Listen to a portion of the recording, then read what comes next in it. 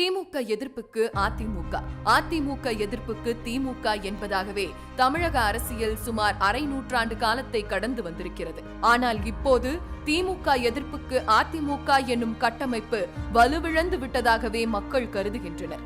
ஆம், திமுகவிற்கு அதிமுக எதிர்ப்பு என்பது அம்மாவின் மறைவுக்கு பிறகு அது ஒப்புக்கு என்றாகிவிட்டது. திமுக எடப்பாடியால் திமுக எதிர்ப்பு அரசியல் தற்போது இருதரப்பு இடையிலான ஒப்பந்த அரசியலாகிவிட்டது எனும் கருத்து வலுத்து வருகிறது.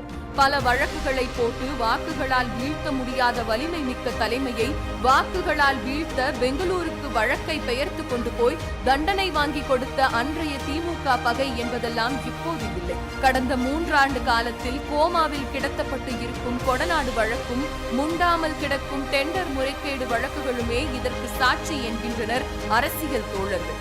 மக்களின் நம்பிக்கையை இழந்து அதிமுக மங்கி வரும் நிலையில் திமுக எதிர்ப்பு தளத்தை பாஜக தனதாக்கிக் கொள்ள முயற்சித்து வருகிறது.